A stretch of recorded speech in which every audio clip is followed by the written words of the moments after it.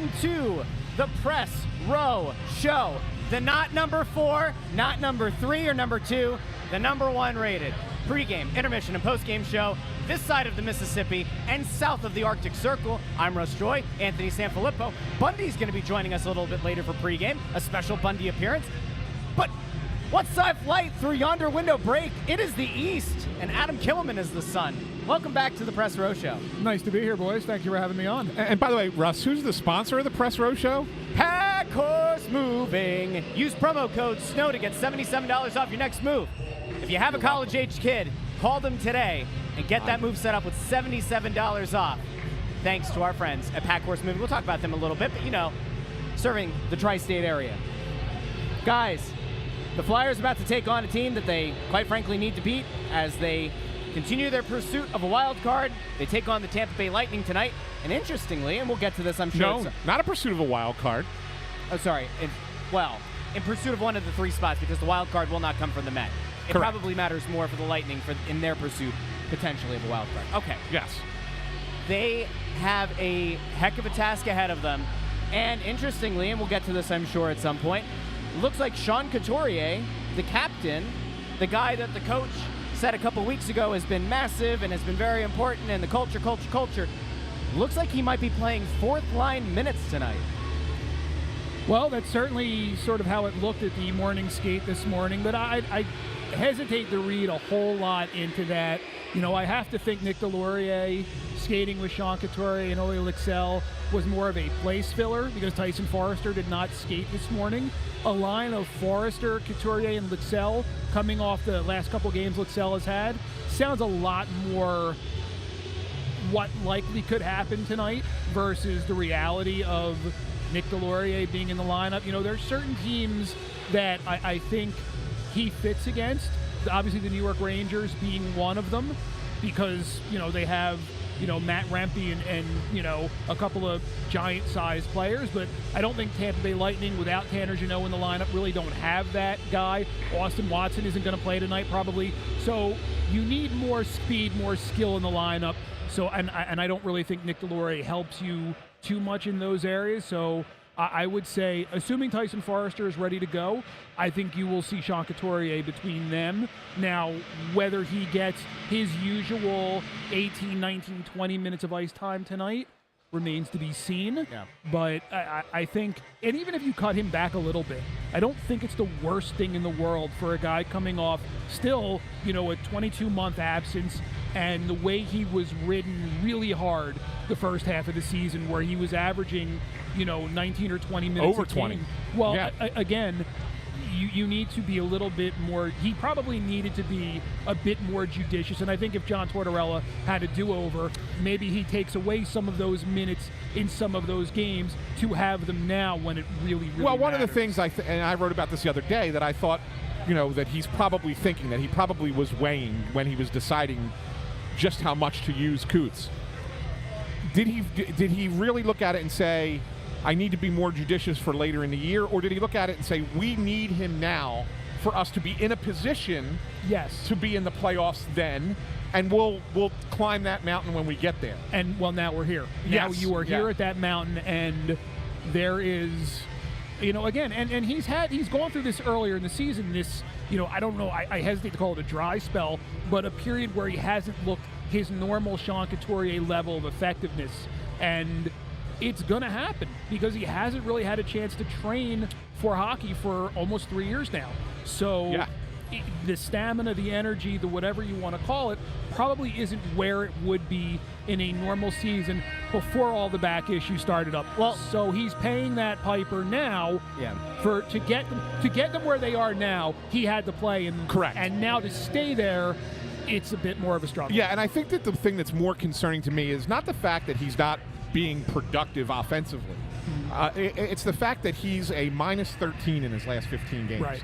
And that's not Sean Couturier. No, and I think that goes to, number one, it goes to the level of competition. Yeah, for sure. But number two, it goes to the fact that the leg drive, the skating stride, the stamina, the push. And without having looked at numbers or broken it down, I would be curious how many of those goals are third period minuses versus first period minuses. Good point. When the energy level has maybe diminished a bit, and that 100% push is maybe topping out at 85 to 90%, just because he doesn't have his full complement of the norm. Again, we've become spoiled in Philadelphia at what Sean Couturier is capable of doing since the age of 18, where he is that lockdown defensive guy. And now maybe when he hasn't been able to train and build himself up like he normally would for 3 years, you're seeing a little bit of a degradation in the skill set. Well, I want to hit people with some numbers because I think sometimes it's good to kind of paint the full picture. So when he last played 2 seasons ago, he averaged just over 20 minutes per game in each of October, November, and December, playing, I guess, roughly 240 or so shifts per month, right? You look at what he's done so far this year. His average time on ice has increased every month except for this one. He went from 19 minutes and 38 seconds in October to 19:13 in November, 20:17 in December, 20:36 in January, but he's down to 16 minutes and 9 seconds per game in the month of February. And I think that, again, you guys kind of mentioned it, but there has to be a question about the usage, and there has to be a question about the decision-making. This is not a first-year coach. This is an experienced coach, and I get that in theory a coach wants to go for all the wins they can and put them in a position to be in the conversation at this point in the year. But if you ride the guy until there's nothing left, the wheels are going to fall off. Yeah, but here's the argument, and Adam, you pick a side after I make this case. Here's the argument: it's that you're not hurting him by doing what you've done. You may have run out the batteries a little bit, but I don't think that you're putting Sean Couturier at risk to not be back to what he was earlier in the season ever again. I think it's just at the end of this season. Well, no, but I'm saying, so when you really look at it, and you're taking it from a coach's perspective, you're trying to win every game, and the decision had to be made back in or beginning of December. All right, do we keep him at where we're at and pull back now and then hope he has more later, or do we think we need him now to put ourselves in position to get into the playoffs in March, and we might have to pull back then, one or the other.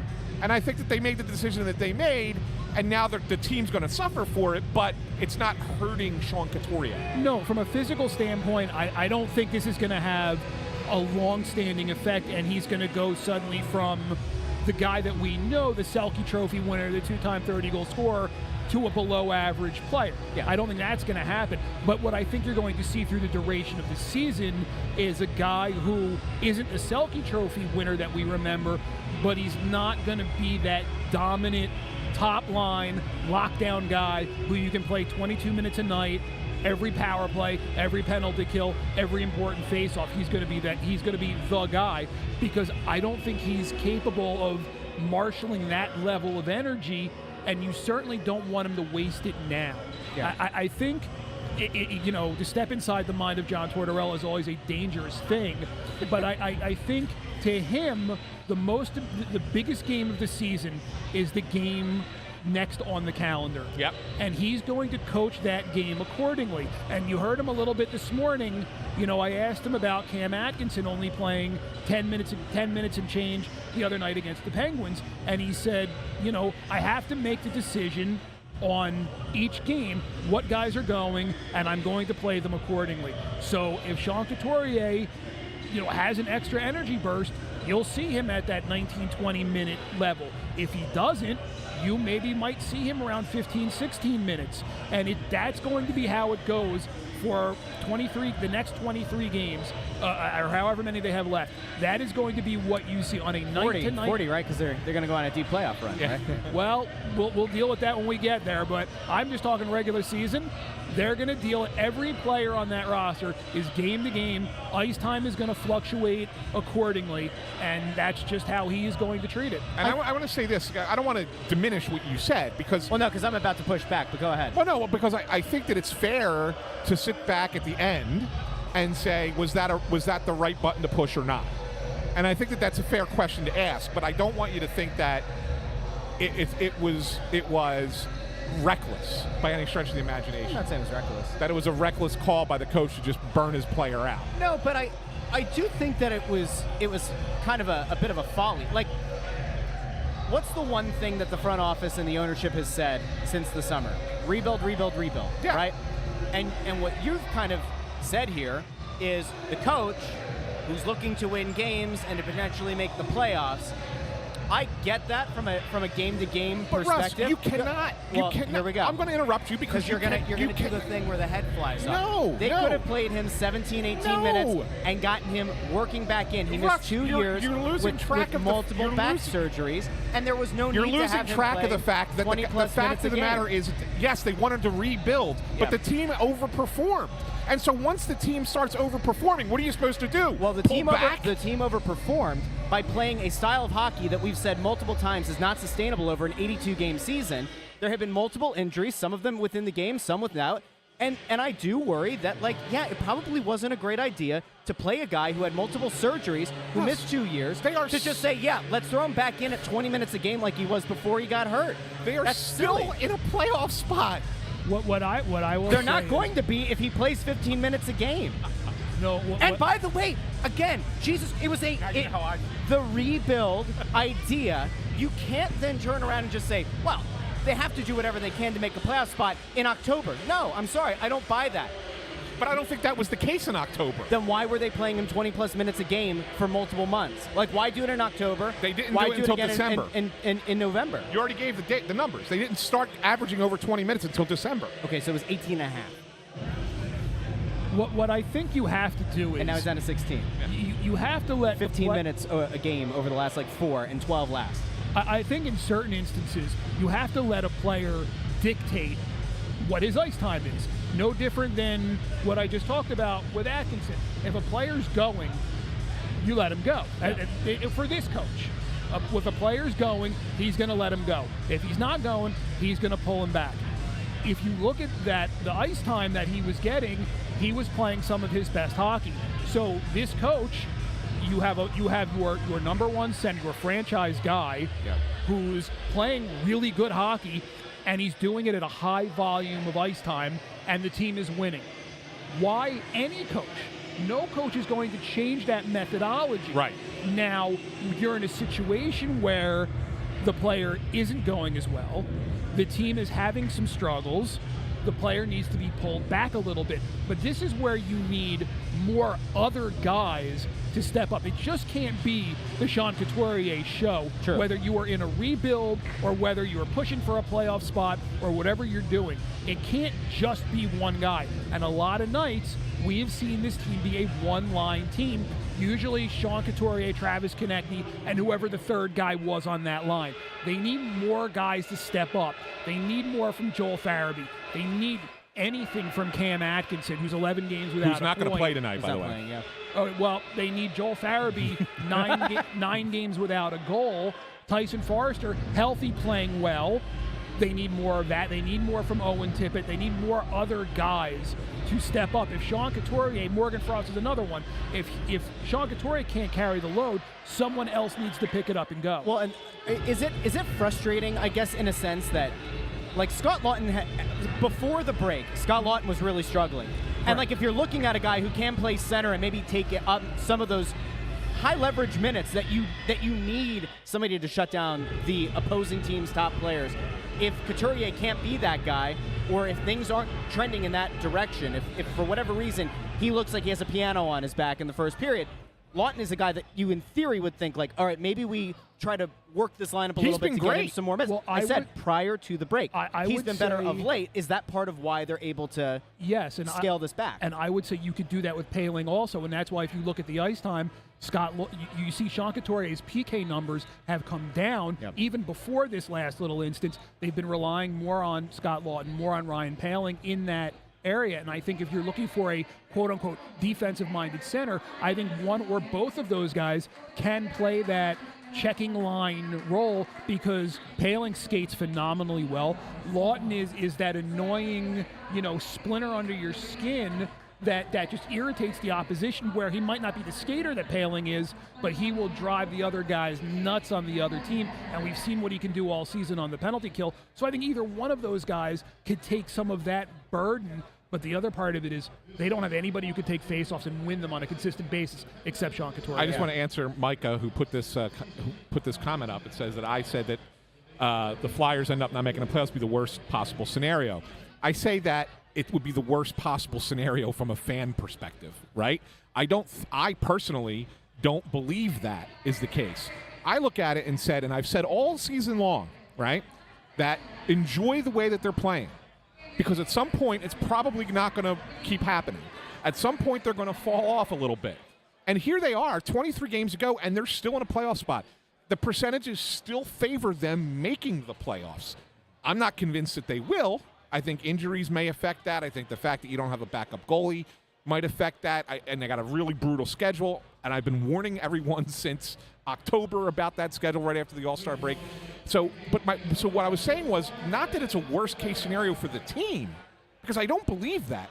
I don't believe in bottoming out. I just don't. And I don't think that this organization's leadership believes that either. I don't believe that Keith Jones believed that ever. I don't believe Danny Briere believed that ever. If they wanted to bottom out, they would have traded Travis Konechny.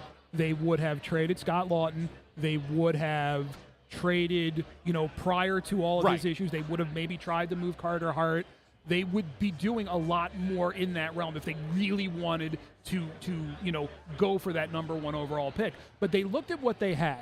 And if you go back to July and August, you look at the roster that they had and you said, there could be 7 20-goal scorers on this team. Now, obviously, you assume Cam Atkinson would come back and be somewhat close to the player that he was. And you thought Tyson Forrester would play all season close to the level he is now. And Owen Tippett would take a step. And Travis Konechny would continue to build on the good things that he's done. And you could see that they weren't as bad as everyone assumed they would be. So the fact that they are where they are, while not, something anyone expected, it's not completely out of the realm of possibility. I think when I looked at them, I had them 7th in the division to start the season, and I'll say that right now because I thought I did not think New Jersey would be this bad. I thought Washington would be better than them. So did I thought Pittsburgh would be better than them, and I thought the Islanders would be better than them. Yep. However, what you're looking at is a team that, almost through the force of will of its coach, has dragged them to where they are in the standings and to where 23 games out from the season ending, they are a team that looks like they can get into the playoffs. Are they a team that looks like they can win a Stanley Cup? No. But you get in, anything is possible. We all know that from watching past performances. Florida was the last team in. And there's value to that too, Adam, right? Sure. Oh, listen. For these players. You get in and you play those really important high-intensity game. The building's sold out. I mean, we all remember what playoff hockey felt like here in Philadelphia. It's been several years. Yeah. But when this building gets rocking, this building is as louder than any building in the league. The fans are passionate, and they're going to be extra passionate because they haven't seen it in so long. So, yes, getting in has value, whether you get swept or whether you go all the way to the Stanley Cup Final. There is absolutely value in getting in because what you do is you bake in a feeling of winning. Winning is contagious in the same way that, to your point, bottoming out, losing becomes contagious. Look what's going on in other markets. Buffalo. How's Ottawa doing? Ottawa's another one. There are markets where they are out of the playoffs for multiple years on end, and you just wonder, when is it going to get better? Will it get better? How much longer is it going to be? Philadelphia, they haven't really done that. I think it also depends, too, how's Chicago doing? Well, again, but they have the Connor Bedard skews things in Chicago. I get it because he is the 100%. And they had more coming. And they had to get lucky. And they view him as a generational guy. And I think a lot of people do. Like he absolutely is. He's his own beast. I think but they have more coming besides him. He's not the only one. And they're going to get another high pick this year's draft. Yeah. So there's a lot to like about what Chicago is doing. And to your point, there is something to be said for bottoming out. You see what Pittsburgh did when they got Fleury and Malkin and Crosby in a 4-year span, and what Chicago did getting Kane and Taves in the draft back-to-back years. You have to be very lucky for that to happen. You do. Because we all remember what happened here when they had the number 2 overall pick in the draft. Let's not talk about it. Believe me, I don't want to either. But What do you have against James Van Riemsdyk? I thought that's only the... no, not the one I was talking about. There's you have to get lucky, and you have to make those picks work. I mean, look at Colorado, how long it took them. They had to break it down twice. Correct. Tampa Bay. Listen, the team they're playing tonight went to the Stanley Cup final in 2013, missed the playoffs the next year. Yeah. So there's a lot that has to go into doing all of those things. Yeah. And getting to where you want to get to. It takes time. It takes patience. And I think the plan they're doing here in Philadelphia, where it's not a strip it to the studs rebuild, which they could have done. You saw it when they moved Ivan Provorov and they moved Kevin Hayes. You thought, well, maybe who else is going to go? But they opted to hold on to several other guys, and you see the results. They put their faith in the coach. They saw what they had, and they thought it could kind of coalesce with some external additions, Ryan Poehling, Garnet Hathaway, and it's been a much better product. They're much more dedicated to playing a certain style. It's an entertaining form of hockey. Agree. And winning certainly cures a lot of evils, and they've done a lot of winning this season. And look, there's still a chance here that if you believe some of the reports that were out today and over the last couple of days, if the Flyers are really far apart with Sealer, if they're really far apart with Walker, and you do start to trade off some of that blue line depth, while Risto's also out, while Drysdale might not play again this season, or if he does, it would be at the very end, possibly, right? They're hoping for a month. They can hope a lot, but they also hoped that Risto would be back a couple weekends ago, and we saw how that played out. We're just being realists here. If that happens, and based on the way that their schedule's lining up, like there is a chance the wheels fall off, and I don't necessarily think that it puts you in a really negative place. I don't think it necessarily is going to teach the team about what it is to lose, right? Because it's not that many games, all things considered. You will pick up wins. But I think the big argument on the bottoming out thing versus just accepting a rebuild or, selling off guys that are effectively rentals unless you decide you are going to re-sign them is Chicago got lucky, but they didn't jump from the 14th worst record to do it.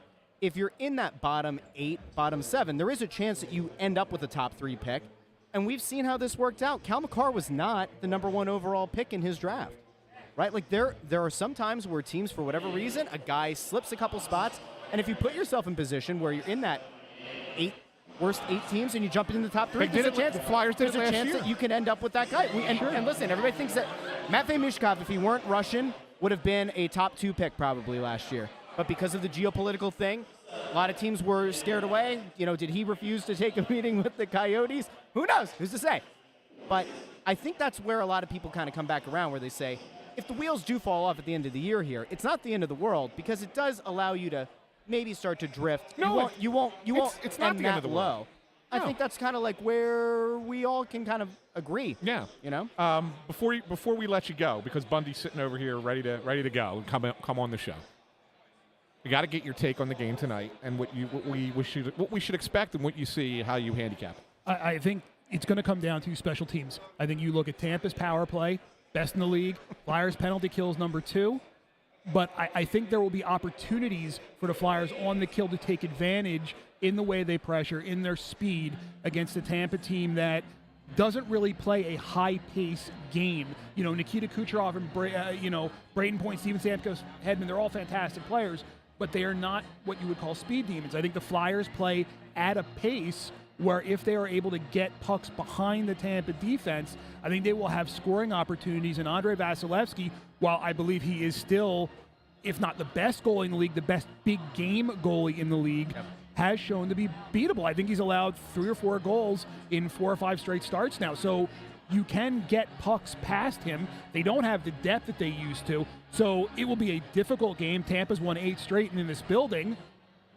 I think there's a chance, but, if the Flyers play the way they played against the Rangers, the way they played against Pittsburgh, absent the, goaltending, the goaltending issues, and we'll leave it at that, and you can't get behind 2 goals twice every period. Yeah.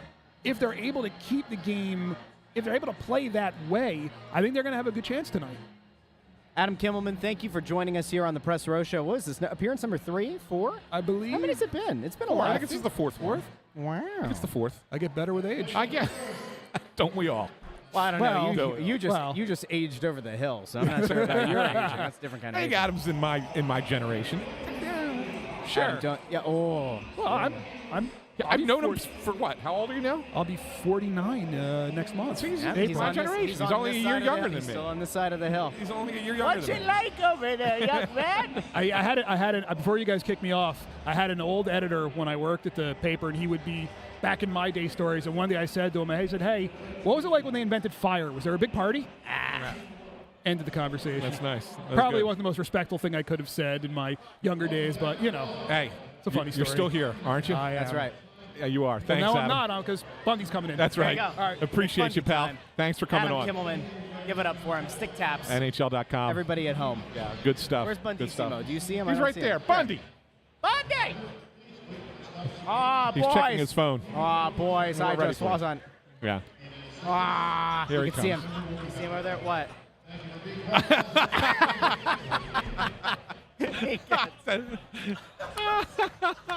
Comment of the year right there, my pal. That is comment of What the a year. guy.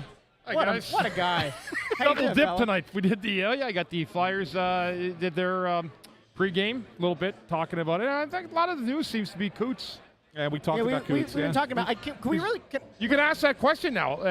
Well, How many fourth line guys are captains in the NHL? Hey, didn't he have a fourth line captain the year they won the Stanley Cup in Tampa? Wasn't Dave Andreychuk. Dave Andreychuk was a fourth line captain. Yeah, Yeah, he how was. about that? Yeah. I was actually going to ask you about the fact that, a certain somebody on another pregame show is encroaching and trying to annex our territory. Do I? Yeah, but I actually tell them that this is the Snow the Goalie sportsbook. Yeah. On that airway. Yeah. That's fantastic. All right, so let's get your thoughts on Coots because we talked about it, quite a bit. But Yeah. are you surprised if that's the way that Tortorella ends up going, that he would start out Couturier on the fourth line, and do you think he'll stay there the whole game? Is it a message for a shift? Like, where do you? It's probably going to be like a look-see, like let's see how he looks. And you know what? I mean, my thought is after more thinking about it more and more, I don't know where Anthony is on this one, but where are the Flyers without playing him 20 minutes a night? That's what I said. And so. And I know that this is talking heads are gonna hate that kind of lingo because they're like, well, they shouldn't have played him 20 minutes a night, and then we would be getting a pick that's higher than that. That's Russ, right? I didn't hear you guys. I heard nothing. It's kind of like it's like Jason Martinez said. It's like the two flames burned together and they caught each other in the middle. Yeah. And here's what I do know: you can't just give a guy a shot of energy and wake him up. When you're cooked, you're cooked. I mean, and that's what happens. The guy who hadn't played in 2 years. They overused him, and as a result, are sitting in the 3 spot in the Metro with 25 games to go. If it's right around 23. Yeah. So there you go. So again, he makes a lot of money. He was hurt. You got to use the guys you have. So to Torts' credit, yeah, but now you got an injury situation, and now 2 points for this team becomes precious. Yeah. Like precious every night. Any point does at this point. So because, like, I look at Tampa coming in here tonight, I may be wrong. I mean, I guess I'm going to give you my pick right now at the same time, but I think Tampa's going to get rolling. And I think their 2 wins on the road at the Island in New Jersey probably tell a little bit of a story. They're getting themselves Yeah, hyped up for the playoffs. they got a few They're games. doing. Didn't we make this comparison a few weeks ago We about did, them but about them and the Chiefs, like about how you start to kind of hit your stride, and when they hit the playoffs, like they might end up outperforming where they end up finishing in the standings because they might. playoff teams know how to win. But that's where I'm at with Tampa. So, I mean, I look at a team coming in here tonight like Tampa, and I'm going to say that they're going to continue. Because the Flyers right now are down defensemen. They have injuries. They have a lot of question marks up front. I think they're going to struggle to find offense. He's the way juggled it's the set up. lineup completely. It's like, yeah, I mean, that was like a hat thing. You pull them out there. But anyway, I mean, yeah, and the way he's got the lines listed, which is even funnier, he's got the guys that would be regular first and second line guys flipped down to the third and fourth. So on the actual Flyers roster, it says Frost is the third line center tonight. Couturier fourth. Lawton 1. But that could also be an eye thing when they send that out in the press box and scouts like, oh, Lawton's up in the top center there. Yeah. It's all the little innuendos and stuff that go into this time of year. It's not like it's got rocket science in it, but there's little things that you can do to if you're trying to to highlight somebody. But tonight's going to be an interesting night. Like, I think Morgan Frost needs to have a really good night tonight. Yeah, he hasn't been good the last couple games. And I think that line has an opportunity. Brink should be super excited to get another shot. 100%. Yeah, so, I mean, that's the line tonight that I think has to really be the one that gets stuff done. And Lawton, he's been awesome lately. Yeah. But can you expect that every night? We haven't in 9 or 10 years. Right, a 7-game point streak. You can't expect an eighth out of Scott Lawton. Right. He's not a guy that does that, right? That's what I'm saying. If he does, it's awesome, but you can't expect it. That's so right. You need other guys to start playing well too. So is that you got a pick there, Bundy? Since we're getting close, 4 minutes. I'm gonna go 4-1 Devils. 4-1 Lightning. Tampa. Same as the Devils the other night. Intern Andrew, what do you got over there? Oh, he's going to say it today for the first time. I've said it before. I have 3-2 Lightning. 3-2 Lightning. That's a good one. 4-2 Lightning. 4-2 Lightning.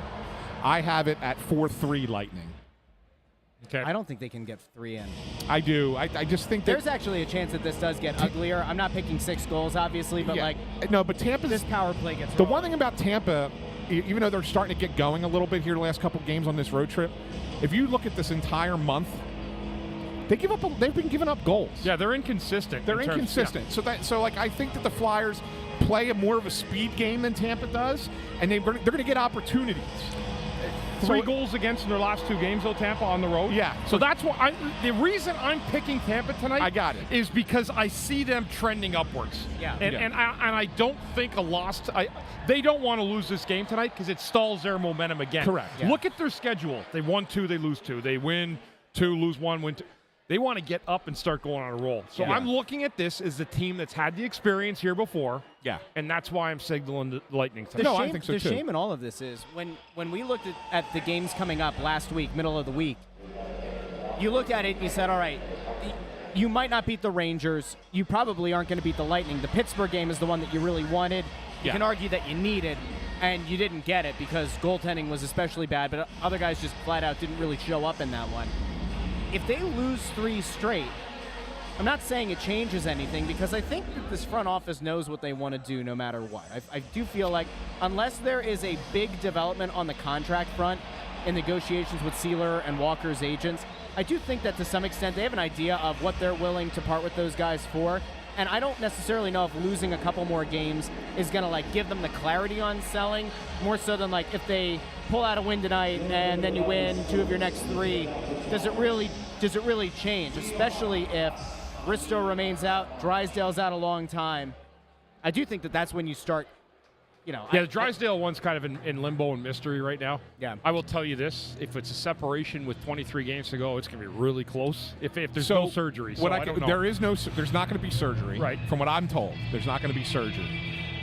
But there is a concern about strengthening it because you got to remember he did have a torn labrum in that shoulder last year, right? And so now if it's in fact a separation, but I don't know, then they're hoping that he's going to have to really ramp up that rehab and strengthening. Yeah. He might feel okay, but is the strength going to be there? And that's a question I had for you as a former player with a shoulder injury. Yes, I had a shoulder injury my last year of high school. I fell into the boards, turned a corner, and it was my left shoulder. And I'll be honest with you, I found a way to move it and get and do it. But right now, when I go back, I can't put my arm back. This arm goes back, I can't move this past here. And that was from those banging and bruising over the years. I cannot physically put my arm back.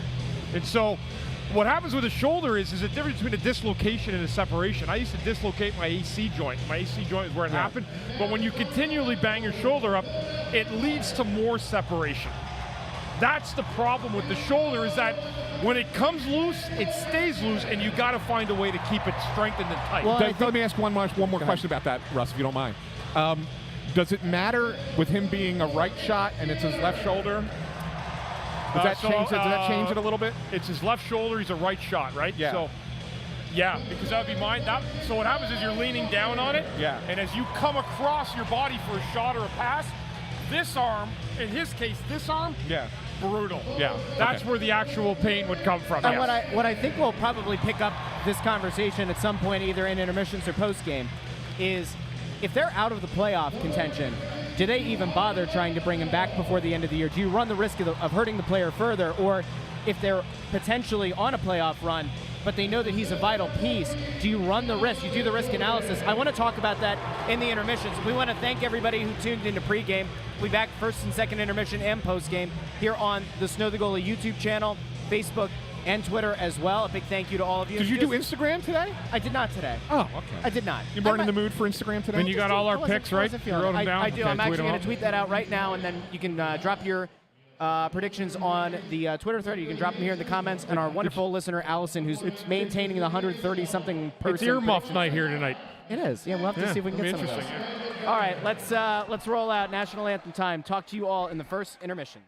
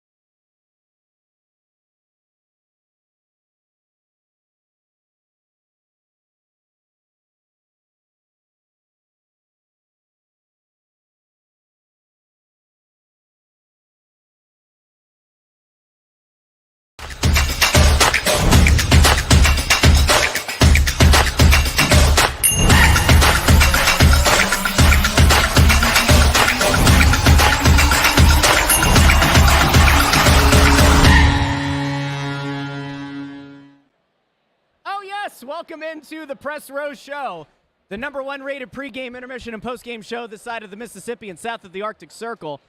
If it sounds quiet, that's because it is. There's no PA system. The scoreboard doesn't work. We somehow have internet, and we have power. I blame Jason Martinez and Brian Smith. They moved their, little They wanted setup. to be like us. They wanted to be like us. They put it in the Snow the Goalie Sportsbook, and now there's no power in the Snow the Goalie Sportsbook, all right? And I blame them. But before we even get into the hilarity that has ensued, and before we really break down the game, intern Andrew pointed something out, and we need to look at this right now. I need everybody at home to understand the irony of what's going on, because this is next level. The Flyers tweeted at 5:01 a video, and the caption of the video is what really caught our eye, and let's bring that up on screen now. As you can probably see, let me move this away for a second. Bring the electricity. That was the name of the video the Flyers put out at 5:01 p.m. Bring the electricity. So I'm going to respond to the Flyers. Yes, somebody please bring the electricity. I mean, again, we're very lucky. We still have power. We still have we are in internet. we are in a section of the building. Just kind of give everybody who's not here. The lights are coming on. I guess that's what they're cheering. No, it's Mike's on Ice. Oh, Mike's on Ice. The Mike's on Ice okay. stuff for nobody. All right. So so just to give everybody an update. So where we are situated, to the right of us is the sports book, and from that part of the Intern stadium, Andrew, here, pan the camera really from quick. that part of so the people can see. stadium over, doesn't have power No power. at all. Okay. So here goes intern Andrew. You're gonna Hopefully he see. doesn't break anything. All right. It's All hard right, to tell. so you can see over there the No Snow the power. Goalie Sports Those are Book. usually TVs are There's always usually on. walls and walls of TVs that are on. Right. That is not the case right now. All right, bring it back around. Yeah. And then as you And as you pan can see- back around, and actually keep going that way now. You can see the scoreboards on the down in the crowd, in the mid level. They're either frozen on the bottom or they are completely off And so, entirely. there's Right. there's some power But over we're- here. so- All right, Andrew, come back this way. Yeah. So where we are situated is actually where there's actually some light here still in the building. We don't know when it's going to come back or if it's going to come back. I got to assume Pico's out here trying to do their thing and try and get the building back online. We know that there's been some people running around asking us if we had power. And if we had internet, If which we we had do. internet, which we do. Screens are back. Screens are coming back Screens on. are back. I think we're okay. I think the power. I think the power's coming back. Yeah. The power's When coming the back on. lights Yeah. go So, down in the city. It was a very surreal It was weird. situation. We're good. Really, just very surreal. Our man on the inside, the organ, Michael. He said we're back. We're back. That's good news. So Greg here has a Back on question. main power. There's no video that coaches will use during a game between periods. Yeah. Ever. Oh, the kids just scored. The Mike's on Ice just scored. Guys have those. Actually, the Flyers allow the iPad, or they're off the bench, the iPads, right? I haven't know. seen guys. Didn't Torts not like them last year? Yeah. No, the players aren't. He has the one for review. Right. That's down on the ground. That's where they keep it, or right behind the bench kind of area. But no, they don't pass it around to the players. They used to do that, remember? Yeah, they did. He didn't now like it. He's we're not out a again, He's Russ. not a fan. TV TV's lights are went out out again. again. So who knows? We'll see. Uh-oh. It's no, just no, the screens are trying to sync them up, I think. it's just weird. It's just a weird environment It's down weird, here. It's weird. But this is why people come to the Press Row Show. Yeah, so they went 9 minutes without playing. Yes. And then the referees went over to both benches and basically said, "We're gonna try this." And Bundy, we were talking about this. That the players that are most affected by this are the two goalies, right? I Big time, yes. and not the skaters so much. You will notice a little less light. There's no doubt, because when I was joking with Russ, I mean, you could see the players' shadows on the ice because of the dimness. Yeah. So I said it looked like there was 20 guys out there with their shadows. But yeah, I mean, it was a weird situation for that to happen like it did. And listen, these big buildings and stuff happens with all the time, I'm sure, but timing's everything, and this was poor timing. But we only missed maybe 5 or 6 minutes of real time before they. It was a 9-minute delay. 9 minutes. That's actually not too bad. 9-minute delay. Yeah, it wasn't too bad. I did see it. There was a question over here. It was up and now it's gone. But somebody was asking about the refrigeration. There we Yeah. go. Brandon Ficara. Could a power outage affect the ice refrigeration? I guess it could, but I don't. I've got to imagine What's that's smell? Is somebody smoking a cigarette? What is that? cigar probably. Nah, or- it's not a cigar. Cigars smell nice. That doesn't smell nice. Okay. Well, you never know. It could be a bad cigar. Could be a cheap cigar. Even Philly blunts smell nice sometimes. What do they call the cigarello? Cigarellos are the skinny ones. Yeah, that could be it. Anyway, to answer Although the you have the refrigeration, Ruski, you have to the answer Ruski the with the very. I will hold on, no, refrigeration stop. question. Nobody cares about hockey right now. So this lady who was she was he asked the hold question. on. There was a lady in high school. She was a theater This is so assistant much at more my important. high school. No, I'm getting there because it has to do with cigarillos. And the theater assistant, she was Russian. Her name was Sasha. And I remember looking at her cigarettes one time and being like, "That's weird. They're not like the normal like white. They're these like really long, very skinny brown. It wasn't a blunt." And I was like, "What are they?" And she's like, "Oh, we import these from Russia." I was like, "Oh, okay." So apparently they have very different cigarettes. So maybe that's what this is. could be. Could be. there? Oh, if there's smoke, is there fire? Does this mean Kolosov's in the building? Is Matvey Mishkov here? Oh, you're too much. Is Ivan Fedotov so gonna Brandon gonna- Russian smoke? Is Fedotov gonna rappel down from To answer your question, like Brandon, Sting? is it possible? Sure, it's possible, but I gotta think that the refrigeration is on a completely separate power system I hope. than the lights for the building, because it has to stay on even when the lights are out, right? And the ice is up. So I think that it has to be completely separate. I mean, is it possible that goes out too? Sure, but this seems more likely that it's a phase. That's what they call them, phases of the electricity, and just a phase of the building went out. I think that if that power went out with the refrigeration, everything in this building would have gone out. I overheard a conversation. All right, so this is kind of rumor and innuendo, but I did overhear a little panic that we were getting precariously close to the power going out. Now, I don't think it meant the entire building, but I think what you would have seen is a lot of these ancillary lights that were on would have gone out, and we really could have just been under, like, remember in school, really bad storm, or there's like a tornado warning and it goes down to those super safety lights? I feel like that's what we were going to be left with here, and I don't want to be in the building if that happens. The panic about, like, not having elevators, people, like, going to the stairs, absolutely not. No chance. Yeah. But anyway, it looks Well, like we would have probably just hung out and waited for Rita to panic. that's true. We But would have watched the panic. We would have narrated. we would have the done a panic. live show from up We would here. have narrated the panic, is what we would have done, right? Yeah, but I mean- you know, it's just really weird for it to be intermission, right? And Yeah. there be no noise behind us, nothing on the board, That's no nice. promotional stuff. It's just silent in here. It's weird. That's the weirdest part about this whole thing. And it's hard to really talk about the game because I think the players were affected by it too, Bundy. Yeah. Yeah, the game just seemed to be lacking agree. something there. I mean, I felt that the Tampa power play, that was the first time I saw some life from them. Yep. And Urson was good at that point. He made a couple of really nice saves in there on the power play. But even the Flyers, they had some good jump early. Obviously, Bobby Brink gets the first goal. But once you had the power go out, it was kind of like they're kind of playing a little precarious too because they're not certain what's happening. Kevin Cooney, who has been on this show before, says the new Wells Fargo Center. Kevin Cooney. Well, I hope Kevin. By the way, I gotta say, I'm going to say to Kevin Cooney, I hope you're doing well, pal. I ended up filling in for him on Sunday for the AP, covering the Sixers because he had a fall and ended up in the emergency room and had a shoulder injury. Well, way to break his HIPAA violation probably here not on as the Press Row Show. probably not as yeah, no, I'm sure he'll come after me for it. Probably not as serious as Jamie Drysdale's shoulder injury, but I know he was a little banged up. But I hope you're doing well, pal. Hope you're doing better, and we see you back down here soon. All the best to you, Kevin. All right, let's try to get to one thing that happened in the first period because it was a big thing. And that, of course, is the goal by Bobby Brink. We had I think the question this morning was whether or not he was even going to play, and Torts kind of danced around the question a little bit. And he comes out and makes a very confident play. This is not the guy that we saw before he was sent down, where it looked like a lot of his confidence had been eroded by that point.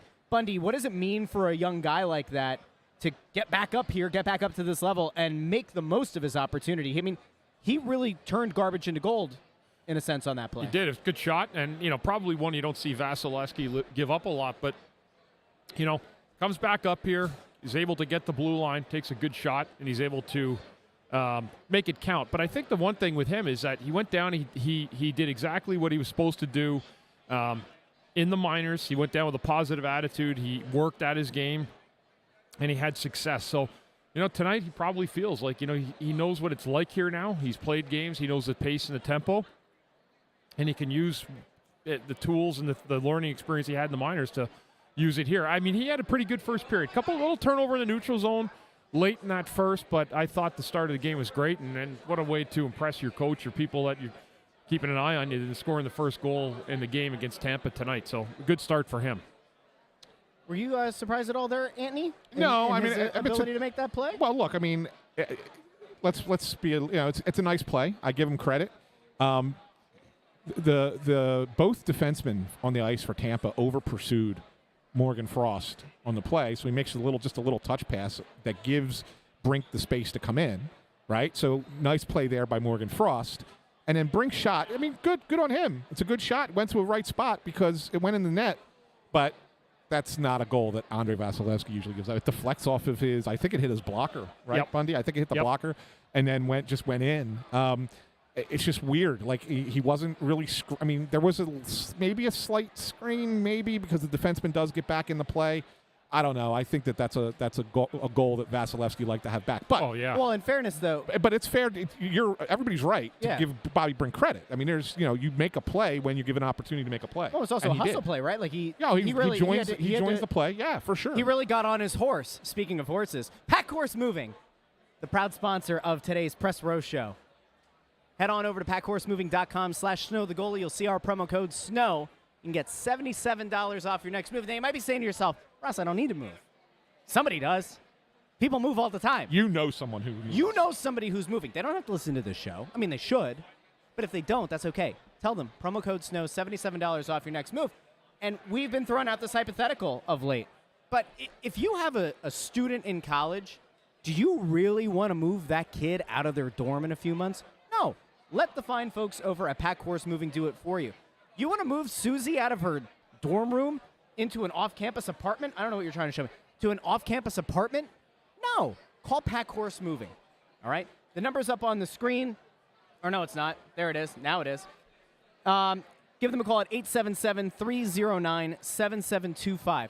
They have locations in Norristown, Pennsylvania, Burlington, New Jersey, Newark, New Jersey, and Wilmington, Delaware.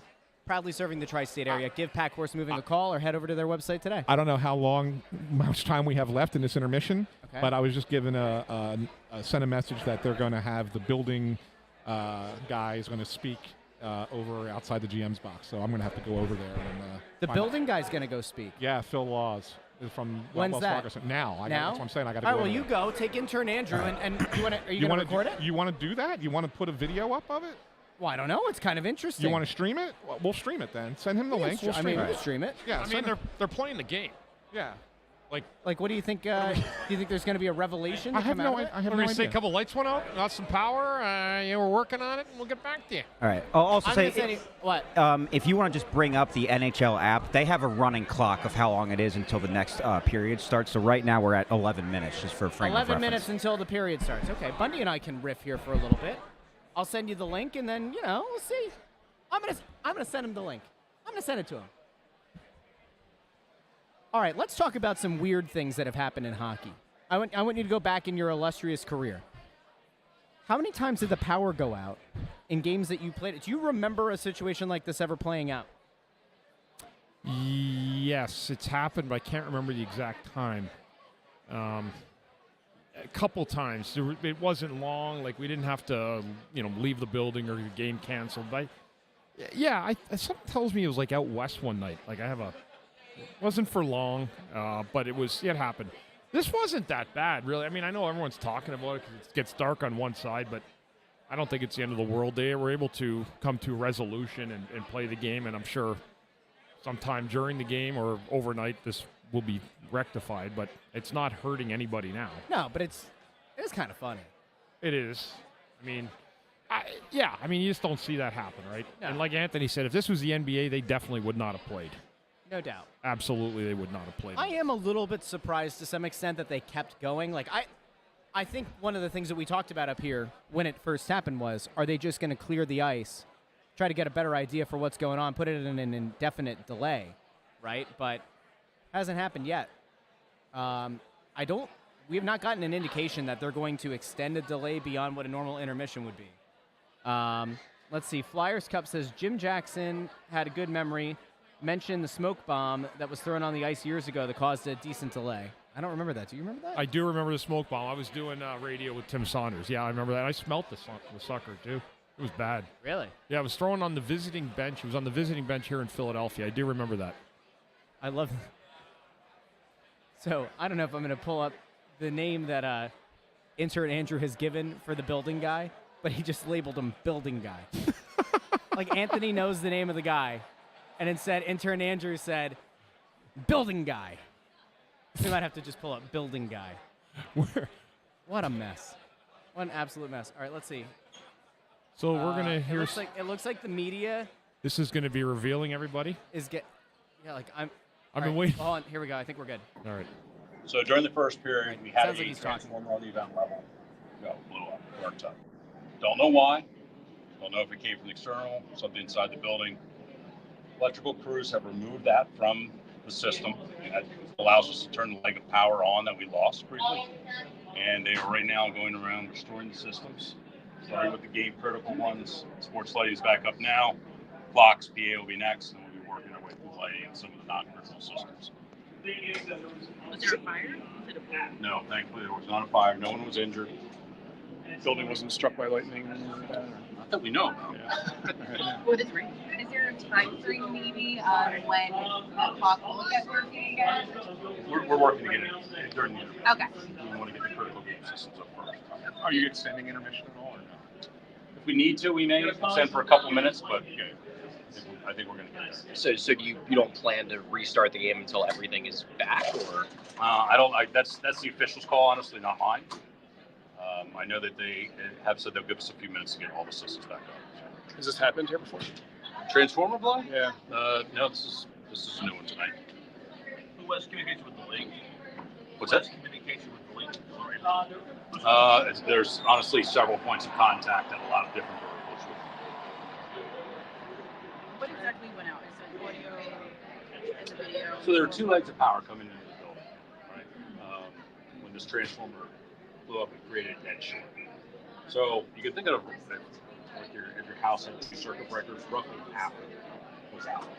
So mostly on the east side where you guys are here. So you saw sports lighting go down a little on this side.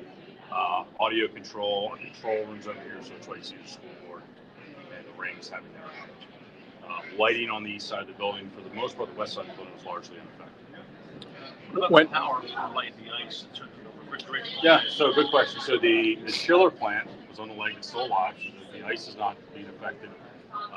HVAC, we are down. We have 3 chillers. We'd like to run 2 at a time. Right now we're running on 1. We do believe we'll get us through the night. I wouldn't want to do this in June. Yeah. Right? It's the Stanley Cup Finals when we get there. But for right now, we have enough to get through the night. And we'll obviously have to get this back up to get the full capacity. But the ice is and those chillers are running fine.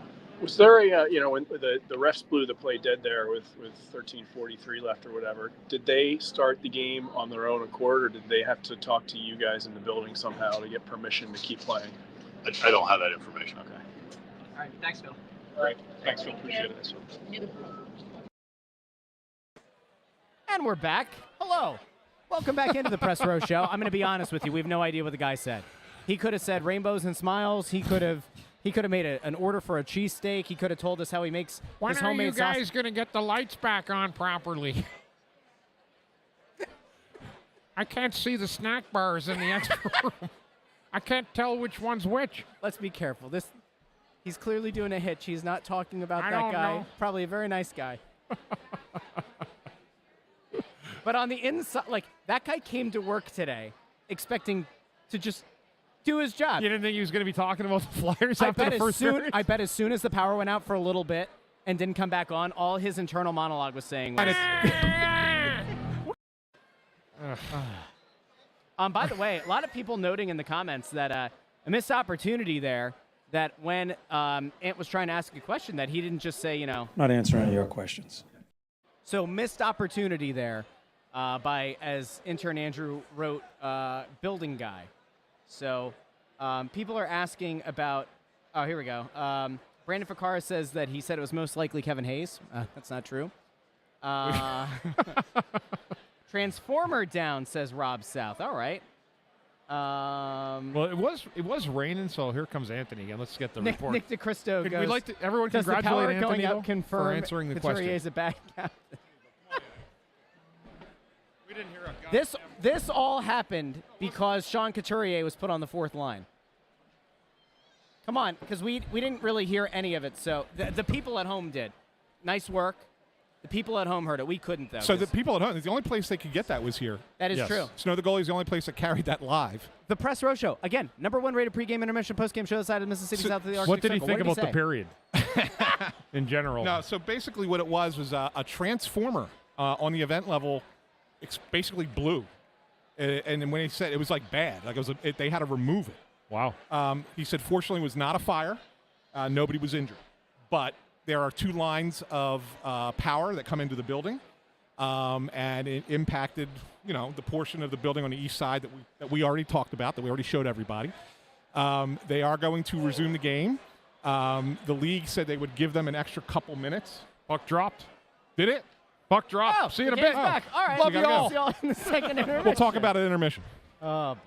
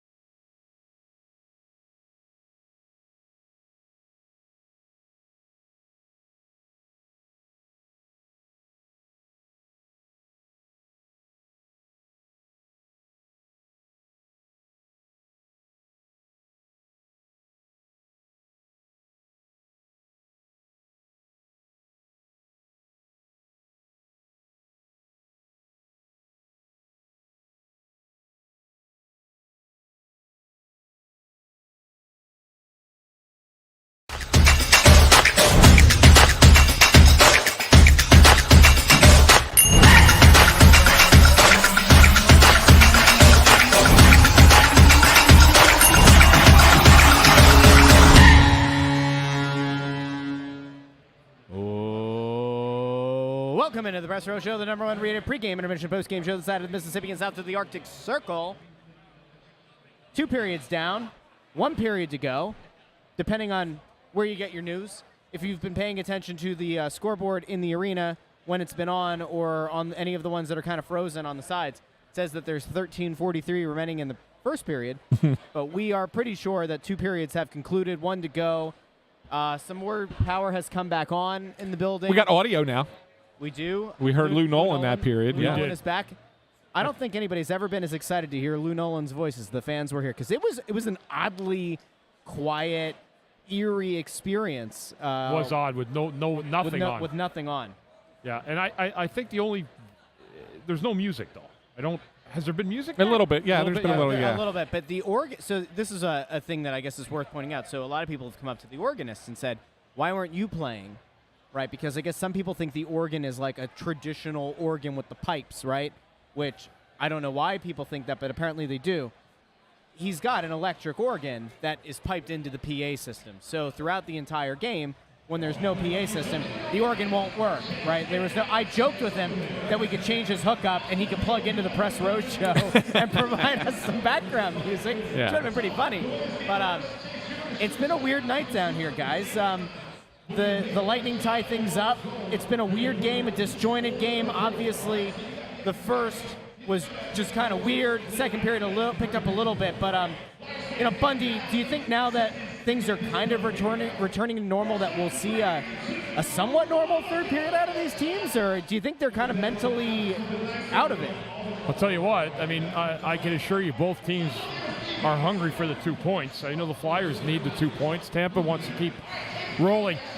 It's been a weird pace in this game. Like, I don't know if it's because of the power, if there was not a lot going on for an extended period of time in terms of the building.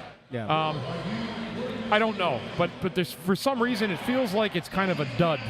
Like the game is a little bit of a dud. I don't want to say it, but the problem is with a dud game, it's 1-1, and you don't want to be on the end of it, on the end of a loss in a game like this. So there's been a lot of good efforts in the game. I think that there's been a lot of good individual efforts by some of the Flyers players, second efforts, third efforts, to good determination.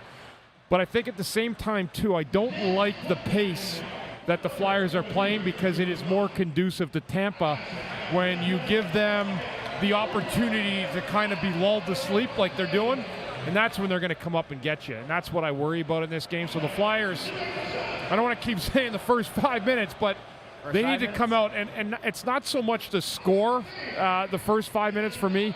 It's about resetting the tone and taking advantage of the physicality that you can use here at home. And I don't think the Flyers have done that in this game. Again, neither has Tampa. They haven't been world beaters either. But somebody's going to have to be, and somebody will be in this 20 minutes, and I'm hoping it's the Flyers. Well, it's interesting, too, because you would think conventional wisdom would say that a game that gets broken up like this might actually benefit the Flyers, because it doesn't allow Tampa to kind of get into their flow and get into their system, where they, realistically, if this is a normal game, we all picked Tampa to win by a pretty decent margin. You would think that, like, hey, home ice advantage and all that, but I hear what you're saying. It's just weird.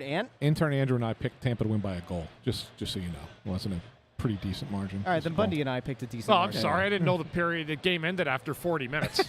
So we can all just leave now with the electricity out and just head on home. No, but one thing I want to say about that, one thing I do want to say about that, Bunny, and I want to ask you, because, I mean, you've played in games that have had delays for whatever reason, shattered glass, yes, or that's you know, worse, yeah. or the audio, the scoreboard doesn't work, and you guys don't know the time per se. You got to hope that the PA guy announces it, doesn't always get it right, kind of thing. Like, can that be distracting? Can that be enough to kind of throw off the flow of a game a little bit, because you just don't know? You're used to looking up and seeing how much time. Oh, it's not working, and kind of that would absolutely be odd. But you know what, guys? After that thing they did in the Toronto there during the pandemic, whatever that was, yeah. no fans. Yeah. What does this matter? This is like this. Right. If you gave me a choice between no music and no scoreboard in the building, but your fans, compared to having all that stuff but no fans, the dystopian I would thing. take this thing here all day long. Yeah, okay, fair. Fair. That's good. Good point. Good point. That thing. Well, that abomination. I think it's time. Oh, it's time for Intern Andrew's Trivia. We need a little music for that. Do you have Brought some to you music by on this? Pack Horse Moving, the #1 moving company in the tri-state area. Use promo code SNOW. Like get you- $77 off. You need some kind of music introduction for that. Some kind of you can.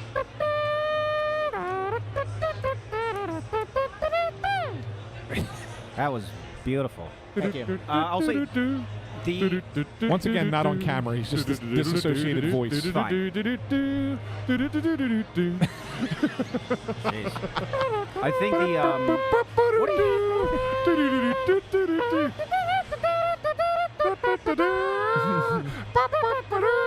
Are we gonna get knocked off YouTube for this? Are we gonna get knocked off YouTube for doing music that's not?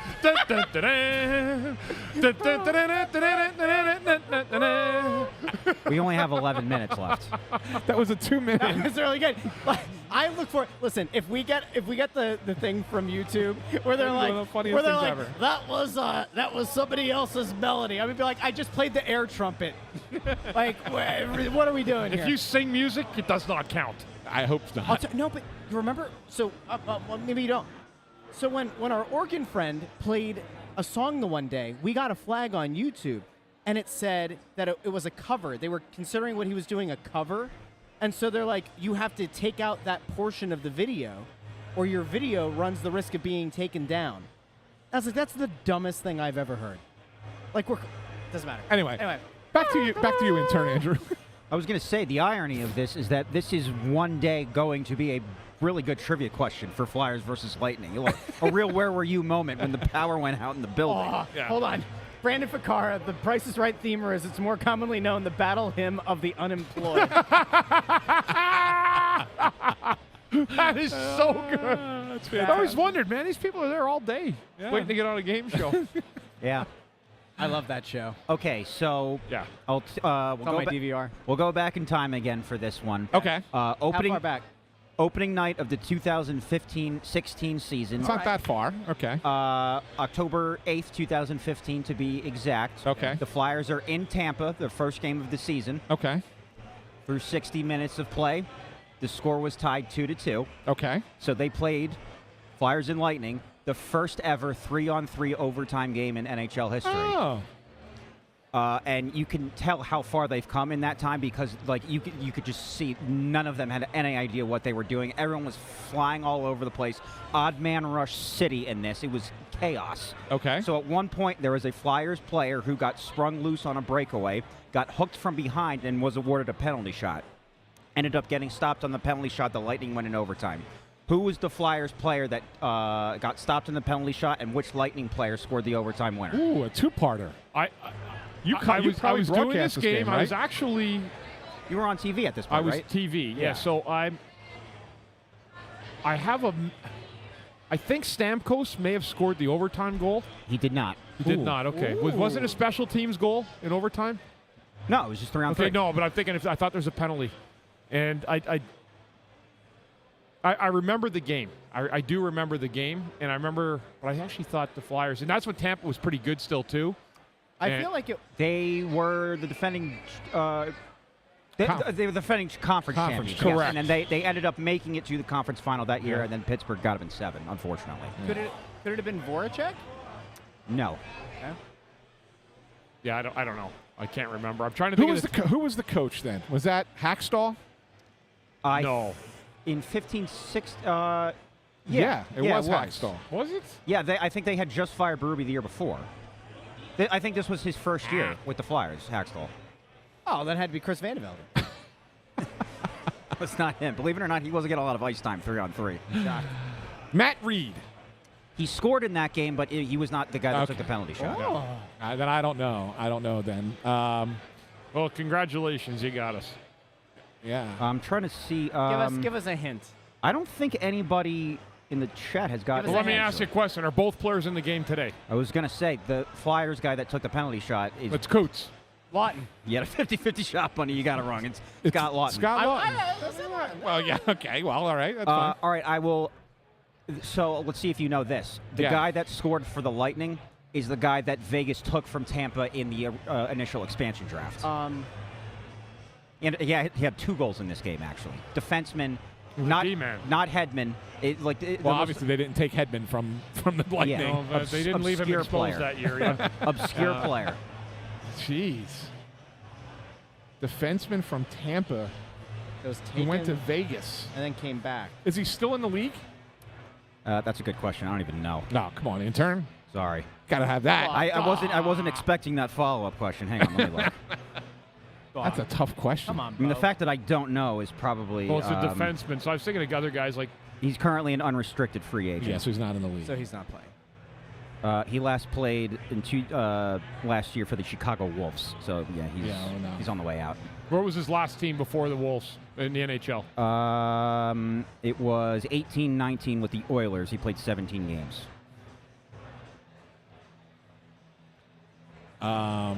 Braden Coburn. It was not him. No, not Coburn. You know what? Dude, I know who it is. I got it's on the tip of my tongue. If this helps you, he had the same jersey number as Coburn when he was with the Flyers, not with the Lightning. With the Lightning, Coburn was 55. But So this guy wore 5. Yes. Oh. I know. Vegas took him in the expansion draft. Oh my God. What did the last name start with? It's not Dan Girardi. No. Starts with that letter though. With a G. You're circling around it, Bunny. You're gonna get it. Come on. Defenseman G, war number 5. So somebody in the chat just got it. So don't cheat. Darren Rumble, someone wrote. I don't know. Oh, You guys really? give up? Yeah. Jason Garrison. I never would have gotten it. Jason Garrison. He played for Florida, remember, first? Yes. Yeah, and he was Jason Garrison. Yeah, Wow. he ended up not being really. I don't really good remember him in defensively. Tampa. Yeah, I to don't be either. honest with you. I remember him in Florida. Yeah. Intern Andrew let's see. Stumps. You stumped us. Yeah, Is that the Panthers. no, 2 years with the Canucks, 3 years with the Lightning. What's and our record against intern Andrew trivia? You got the first one like immediately. Yeah, he got St. Louis. I got Atkinson. You got Atkinson last game. None of you. Well, it took you guys a while, but you eventually came up with all of the captains. Correct. And then this is only my 4th one, right? Right. So So we're 3-1.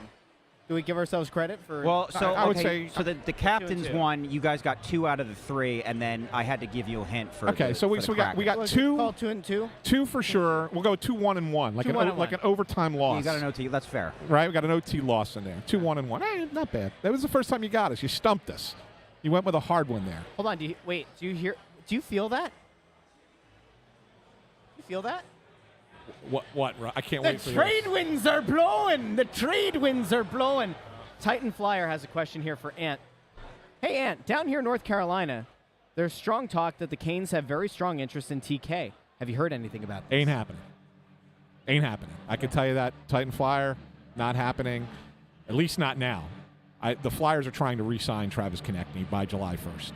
I just saw Travis Konechny speaking to him, as a matter of fact, in the press box. And him and I'll tell you this: I went to get a soda, and Drysdale was in there too. And you know what? He didn't look like. I played with John LeClaire one of his last years, and he had a brutal shoulder injury. I think he missed a whole year. I remember that. Yeah, and it was, and I remember seeing him 2 days later when he got back and he had surgery, and you could feel the pain coming off of it. It was brutal. I got none of that seeing Drysdale, and that's a good sign. Yeah, no, it's definitely a good sign. It's a good sign. And TK was in good spirits. Of course, I traveled with him for a lot of years too, doing radio and TV. So. He's always been great to me and very helpful when I needed an interview. But I just thought that was a nice tidbit to say those guys don't look like they look like they're pretty healthy, and that's a good sign. I mean, listen, you get a shoulder injury like that, you got to get it healthy first. But I'm telling you, I've seen what a brutal shoulder injury looks like, and what another guy looks like that is on a week. Well, I think he's probably relieved that he didn't have to get surgery. Yeah. Right. So that automatically brightens you up, right? Right up front. As far as TK, I know that as of yesterday, there was a thought that there was a possibility that he could go tonight, and then it turned out that he couldn't. So he's close. Yeah. He's really close. When they say day to day, they're not kidding you when they say day to day with him. They really thought that there was a chance last night that possibly he could go today. So I'll take that. And like I said earlier, the Drysdale one is, I think when they say they're going to reevaluate in 2 weeks, but I think that their hope is 4. Their hope is that he can play in 4 weeks. Yeah, that's the hope. Yeah. Whether or not he can, a lot will depend on his rehab and strengthening of the shoulder and stuff like that. Yeah. Where the team is at that point for sure.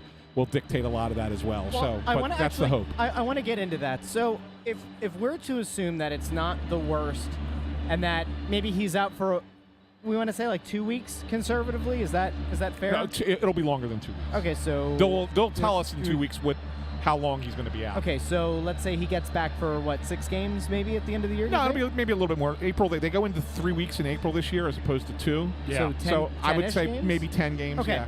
so let's just say conceptually, he can return for the final 10 games of the season. If they are very clearly out of the playoff race, do they run the risk of having him come back and test it, or do they shut him down for the year? I think probably not, but I think it really depends on where he's at in his recovery. Okay. Like, I mean, if they're still in it.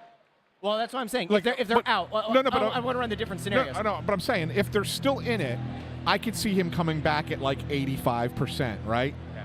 You know what I'm saying? Whereas if they're out of it, I think he's got to get to 100% to play. And if he's not 100%, then they'll keep him out.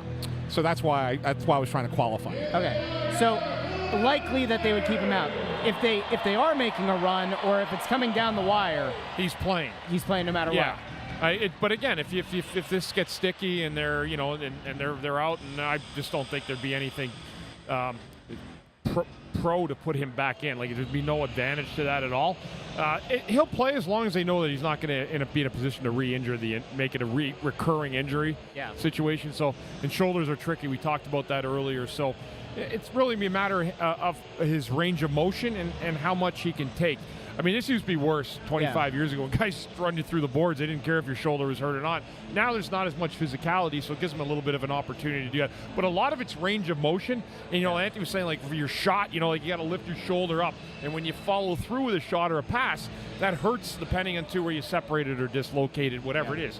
It could be AC joint. But, again, the injury situation will get worked out over time. And right now the most important thing is this 20 minutes for the team, because Washington's losing tonight in Detroit. I saw that, and you need these points. This is a huge third period for the Flyers. It's a 1-1 game. The scoreboard is working on the sides, not the big scoreboard. 35 seconds left. Bundy, how important are the first 5 minutes of this third period? Really important. Just walk away. Just walk away. I am. That's all you need. All right, we'll be back for post-game. Let's see. You'll be doing it alone, sunshine. Will Ant go down and ask a question? Will they answer? Who knows? Ant's the AP guy tonight, so Ant has to go Ant can go to the press conference. Let's see if he gets an answer. All right. Talk to y'all post-game.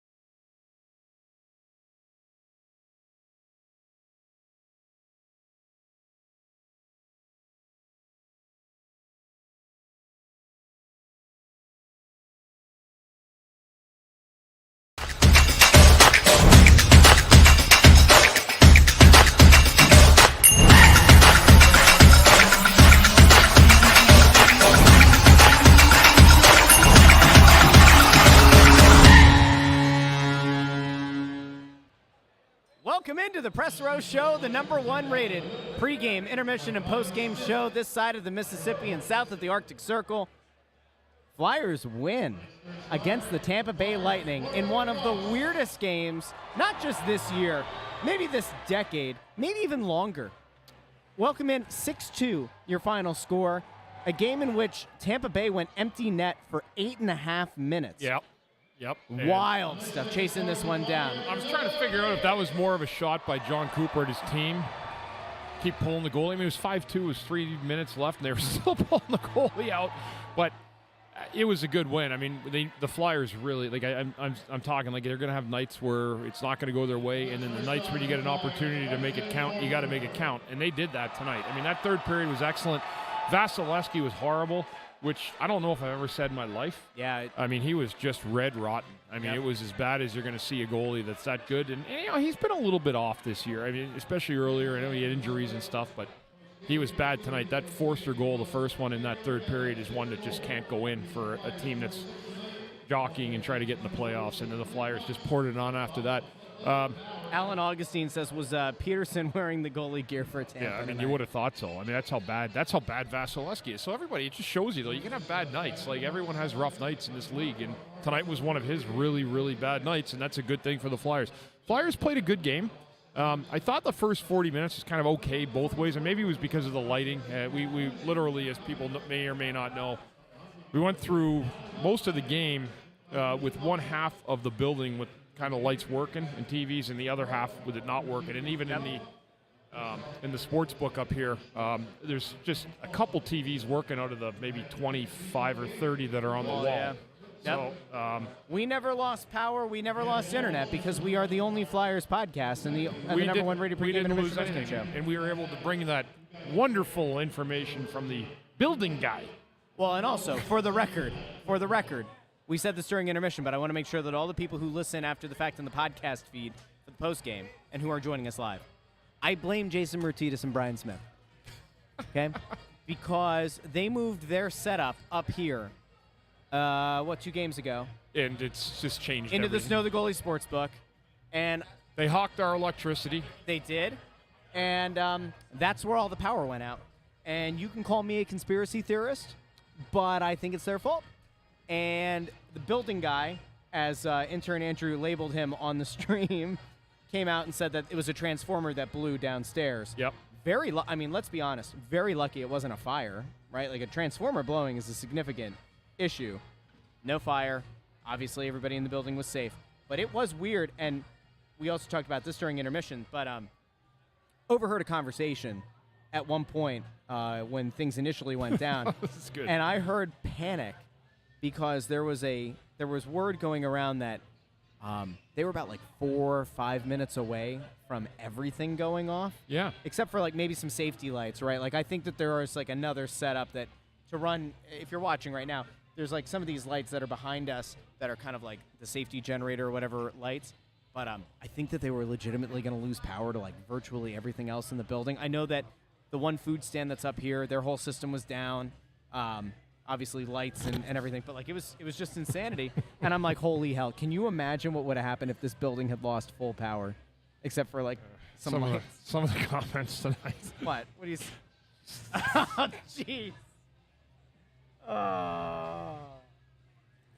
All right, well, I can pull this one up. Rob Greeley says Transformer, Optimus Prime, and Bumblebee replace Greatest Flyers mascot. Some other ones, though. Can't pull those up. Yeah. Hey, by the way, Ed is right. 200 people on YouTube. There are more. We get to see all the numbers from all the platforms, and there are more than 200 people right now. We love and appreciate all of you. But Ed's right. 200 people on YouTube means there should be 200 likes. If you haven't done so already and you're watching us on YouTube, thank you for joining us. We do love and appreciate you. But love and appreciate us back with a thumbs up. And we're gonna see if Ant gets torched quick, because we're gonna say this game went really long tonight because of the stoppage, and we're planning on just doing a 15-minute post game. But we're gonna see if Anthony can get torts. Will he get a question answered? A warrior in his own right, getting surgery yesterday and standing on that bench today. Torts question: what happened to your hand? Not answering your questions. Okay, fair. Torts, can you elaborate on the decision to have Sean Couturier start on the fourth line to start this game? Not answering any of your questions.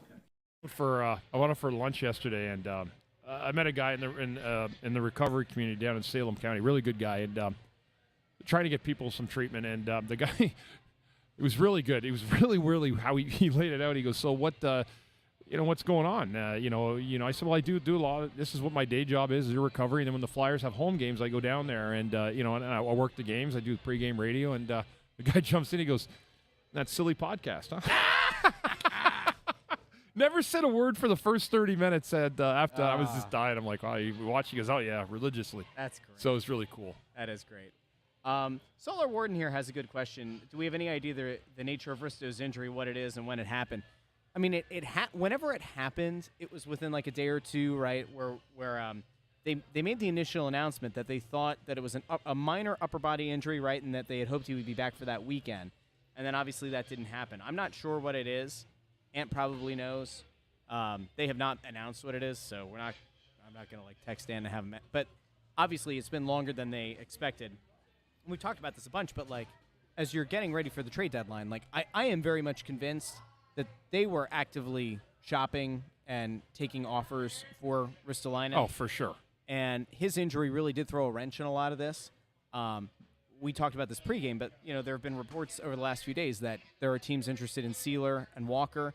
We've seen a couple of times that there's apparently at least one team that's interested in both Sealer and Walker in the same transaction. I had a report earlier today. Somebody said that David Pagnotta. Yeah, he had a rumor today that there was really no discussions with Walker, but Sealer wants a little bit north of $3 a year. Yeah, it's probably not going to happen. Yeah, I mean you got because you can get a guy to do that job because the league doesn't want to. I shouldn't say this, but the league doesn't want to have guys that they can pay $800,000 or $900,000.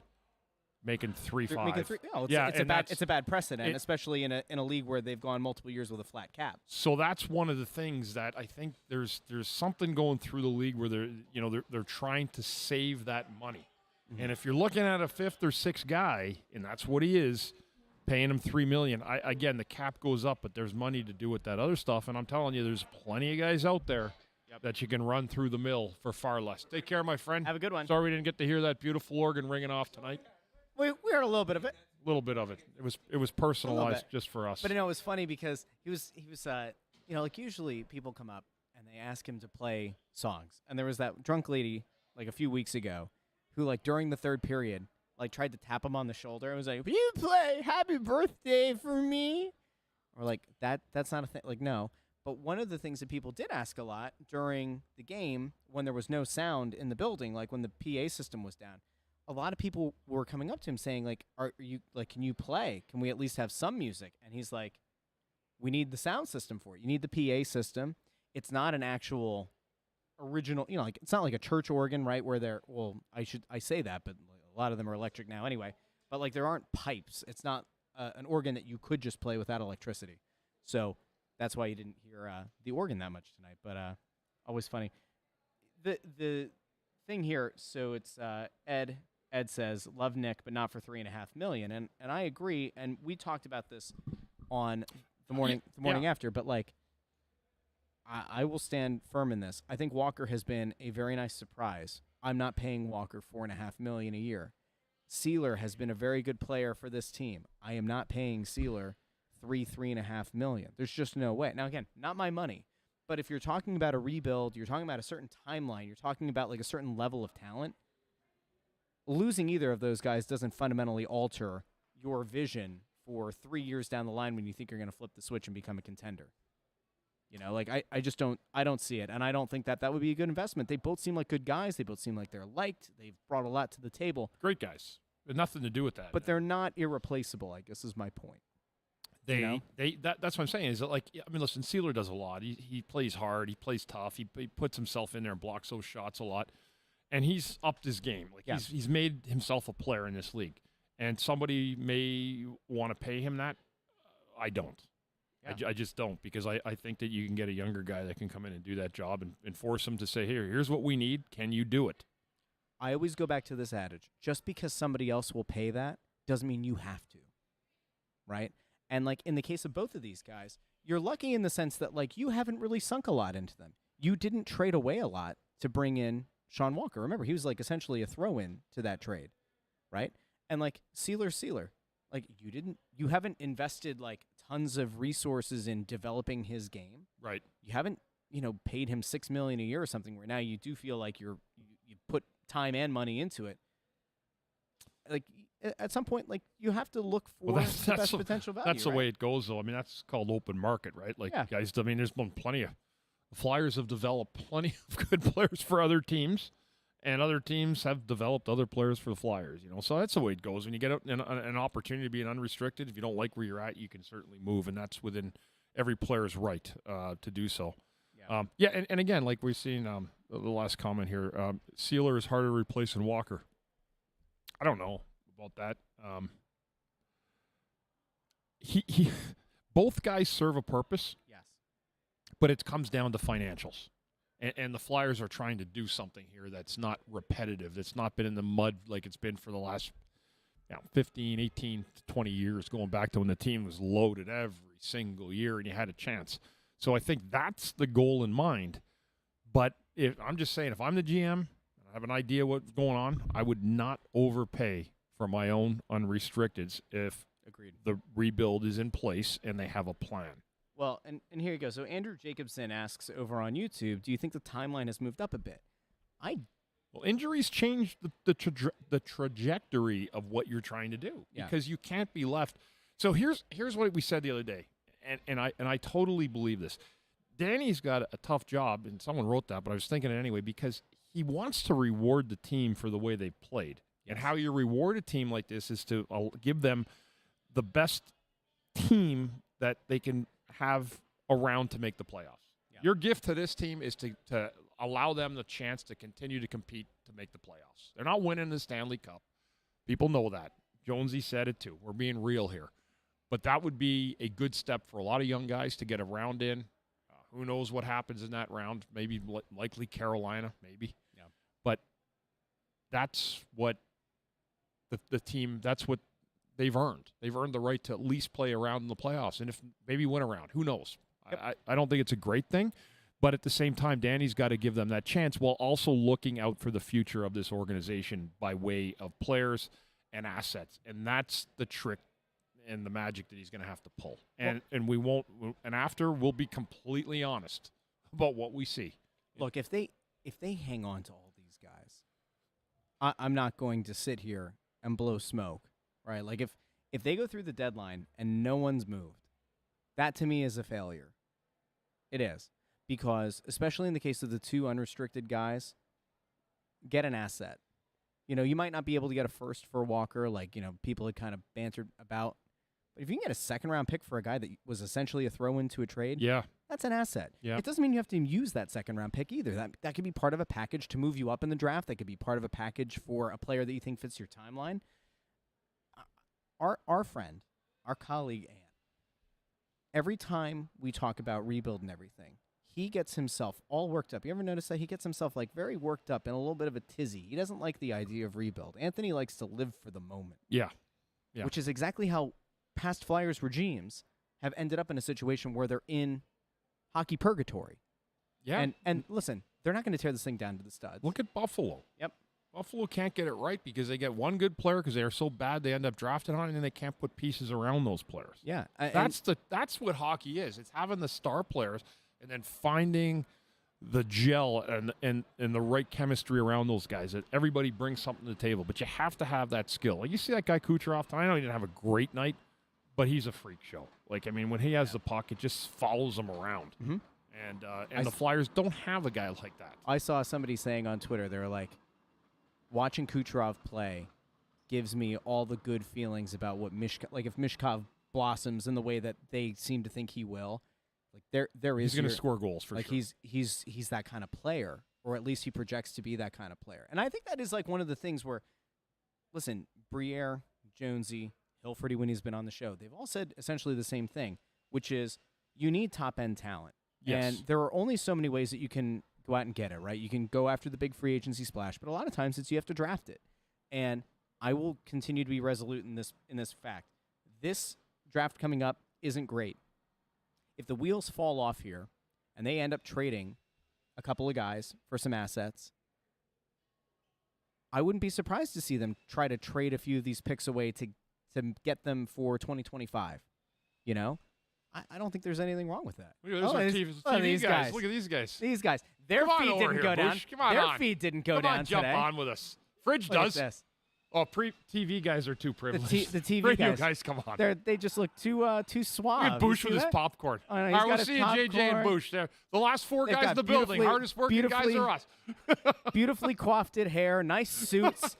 They're like, we're not sitting with these guys in quarter zips. Usually it's Fridge and Timmy. It's Bush and JJ. Yeah, it's interesting. Yeah, very interesting. But like, all right, what's Torts? Is he in his? I don't know. Here, look, we're gonna hold on. I'm gonna pull up the Torts video here. As you can see, intern Andrew has the potato cam pointed directly at the podium.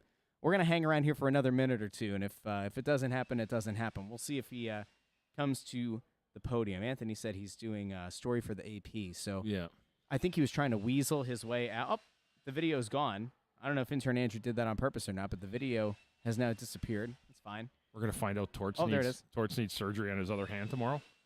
That'd be awesome. What happened? Dual slings? He's going to have like the dual slings in his arms. What was that movie where a guy is all busted up? There's Tim. There's Tim, yeah. But like I made the joke on Twitter, like when we saw, and we wish Torts the best, whatever the hand surgery was. The thumb I heard. I heard he had ligaments in his thumb needed. And I said, I always thought Ant had a hard head, you know? That's right. Wouldn't that be something? That's not what happened. All right. Well, we're not seeing anybody coming out quick. I'm not seeing. Hey, one other thing though.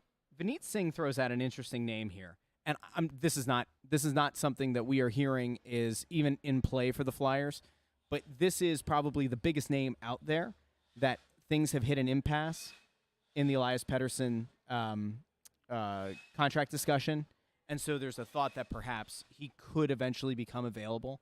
You know, we talked the other day about how there aren't a lot of premium players expected to hit the trade market. I would never play in a Canadian city. Ever. Yeah. I would never. If I was stuck there and I was a UFA, I'd be counting the years to get out. Do you want to elaborate on that, or? No, I don't want to. I don't want to go through airports. It's freezing cold. Every person up there knows everything you do. Because it's the number one sport. It's a sport, yeah. and no, I don't. You got to go through customs on every single trip, and it's just you got to pay half in taxes almost. That's true. Forget about it. How bad? Like how annoying is the customs thing?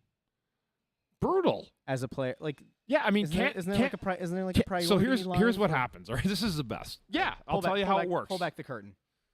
When we get off the planes and we go to like Ottawa or Toronto, they have a guy come to the plane and they don't even do anything. They look, you grab your passport and they hand it right back to you. Okay. When you go back to the U.S., the U.S. makes you go through the airport, through the customs, and then the plane's waiting. Got it. Yeah, that doesn't sound fun. No. Not at all. Let's see what else is going on here. Flying Lawn Chair says, as well as they've played, there's no track record that says Sealer and Walker will be a solid second pair next year, let alone in 3 when the talent is here. Trade one or both. But that could be a third. Like, there's 1 or 2 of those guys that'll be a third pair guys if you need it. Like, they're not second pair Stanley Cup guys. No. Sorry. Like, I'm just telling you how it is. Well, and I can't imagine that anybody thinks Sealer is more than a third pair guy. Todd. There's Fridges out of here. And, listen, I'm going to say this in a nice way. Walker's been very good. They've both been good. Okay. But I'm separating them a little bit in that, like, Walker can be a second pair guy on an okay team. I don't know if he's a second pair guy on a cup contending team. But again, you've gotten way more out of him than you expected to. It looks like the media is coming into the press conference room. You've gotten so much out of him. He's essentially like finding a $20 bill at the casino on the floor. Walk away. Take the 20 and walk out. Don't go put it on the table. Don't go like play it on red or whatever at the table. Like, take that found money and go. You know, like, just in this case, you run the risk. I do think they run a significant risk that in a guy even like Walker, who's played really well, say he regresses and goes back to being a third pair guy, and now you've given him $4.5 million for multiple years, and now even though the cap's going to go up, now it's like, all right, you were trying to rebuild, and now you've gotten yourself stuck with a. But let's give Danny the deadline, all right? Yeah, sure. Let's give him that. Yeah. All right. Fair.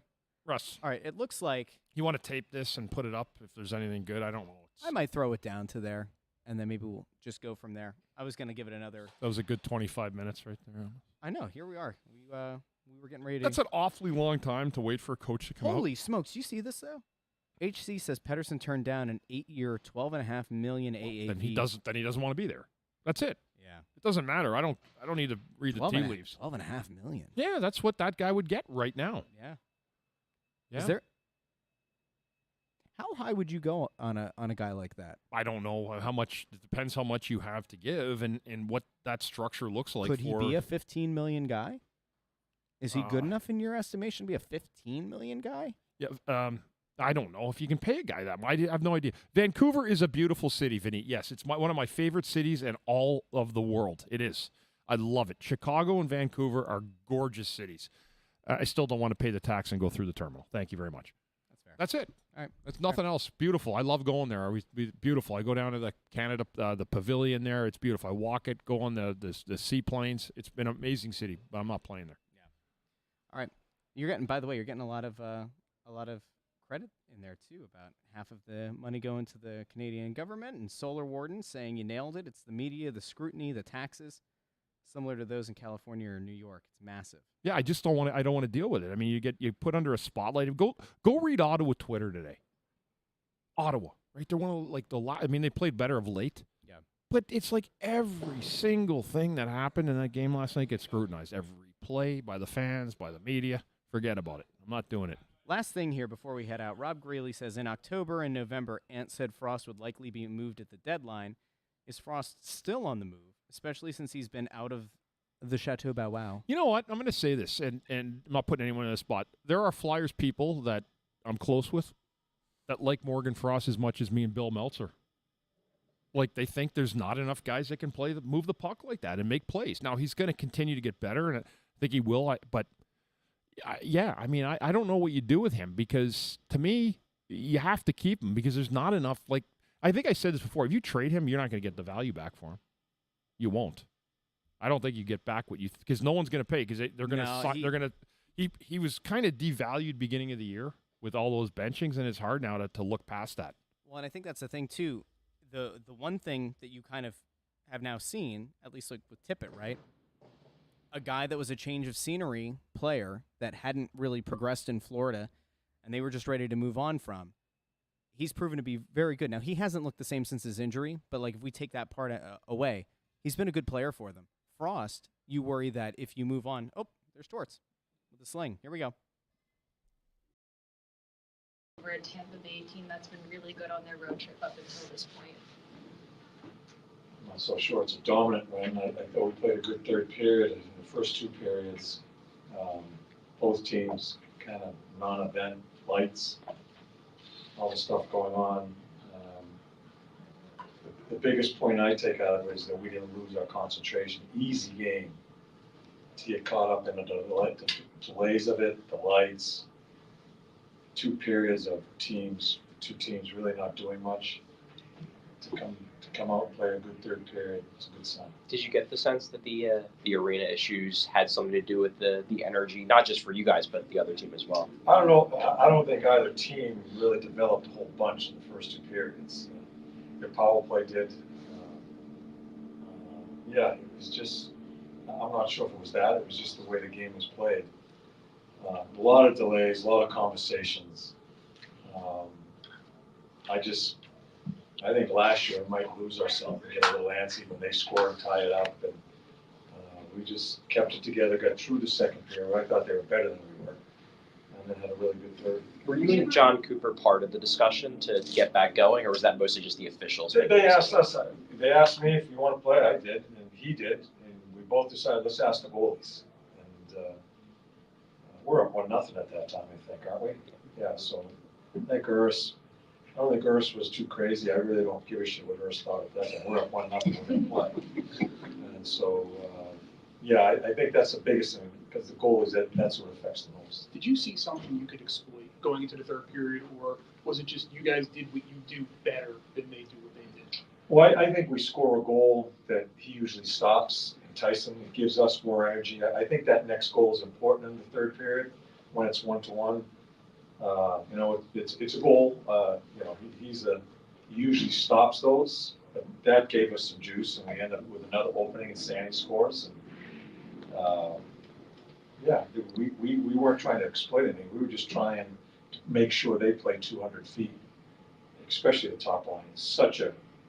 They have such a dangerous group of those 4 or 5 guys that you got to make sure they're playing a 200-foot game and not turning things over.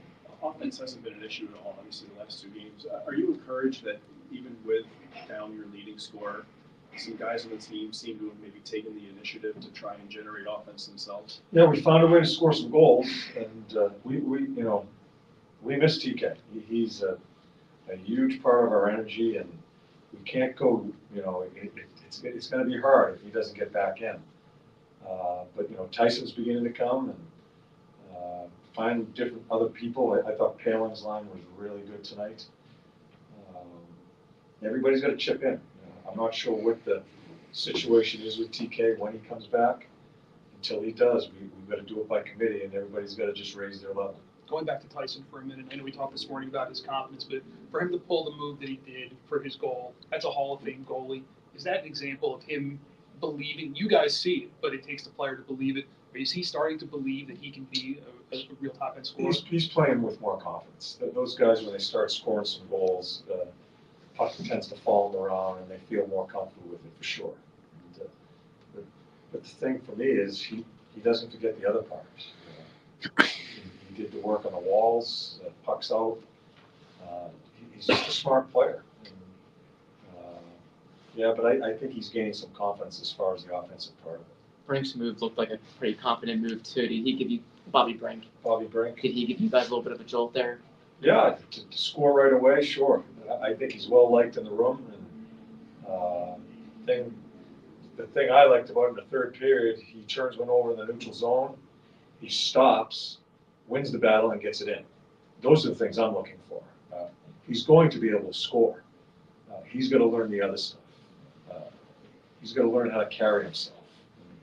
Those are the things we're going to work on with him. But you can see the puck follows him.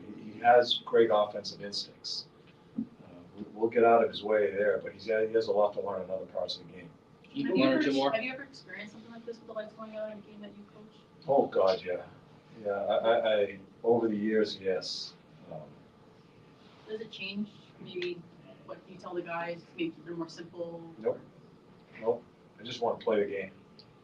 John, with Sean Couturier, I know today you said there's going to be games where other guys are going and you're going to play them later in games, but are you guys trying to maybe manage his minutes a little bit given how much he's maybe played early in the season? No, he's getting the minutes. I'm playing other guys. It's not managing. I think that's where it's at right now. I think Lots is playing good.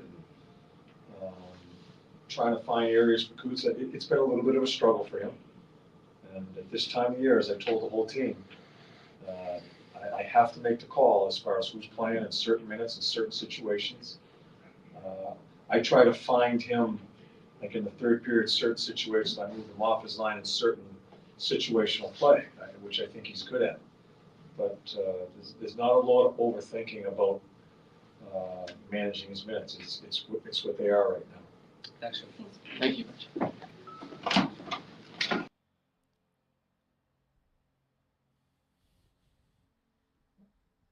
Did he say anything about Ant? What's that? I'm sorry, I can't hear you. What? What did he say? Did he say anything? The podcast people won't be able to see it, but this is a beautiful moment. You with these beautiful gritty earmuffs. Beautiful things, aren't they? They are. I like the eyes on them. They're like the hardened. I don't know how to feel. Ant, did Ant ask anything? Ant did not ask anything. It was coward. Torts went over tonight, though. It was good. You know what? That was nice. And I will say, the one thing that I took away from that as being maybe the most interesting thing is I think that was Jordan Hall on the last question, asking about Couturier and about if Torts feels like he needs to manage the minutes. Because we spent a lot of time pregame talking about how, Couturier had been playing 20-plus minutes a game for most of the season. And then this month he's down to like 16 minutes a game.